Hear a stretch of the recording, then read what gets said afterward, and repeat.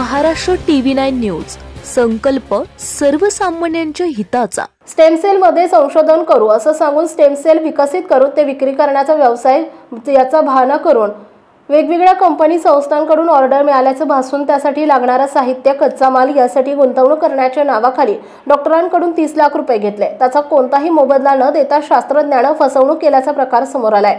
याबाबत एका 46 वर्षाच्या डॉक्टरांनी वाकड पोलीस ठाण्यात फिर्याद दिली आहे। पोलिसांनी निशांत व्यास याच्यावर गुन्हा दाखल केलाय। हा प्रकार धायरी येथील लॉजिकल बायोलॉजी लॅब आणि वाकड येथील IVF नेस्ट फर्टिलिटी क्लिनिक येथे 2019 ते आतापर्यंत घडलाय। याबाबत पोलिसांनी दिलेल्या माहितीनुसार फिर्यादी यांचा वैद्यकीय व्यवसाय आहे। आरोपी निशांत व्यास हा सायंटिस्ट आहे। निशांत यानं डॉक्टरांना आपल्या स्टेम सेल मध्ये रिसर्च करू असं सांगून स्टेम सेल विकसित करून ते विक्री करण्याचा व्यवसाय करून असं सांगितलं।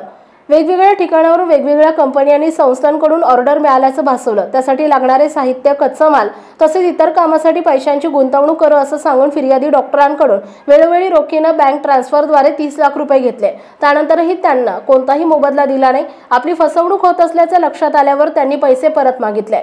त्यांनी पैसे देण्यास टाळाटाळ केल्यानंतर आता डॉक्टरांनी फिर्याद दिली असून सहाय्यक पोलीस निरीक्षक प्रसाद गज्जेवार तपास करतायत। आपल्या परिसरातील महत्त्वाच्या बातम्या पाहण्यासाठी महाराष्ट्र TV9 न्यूज चॅनलला YouTube वर सबस्क्राइब करा आणि बेल आयकॉन प्रेस करा।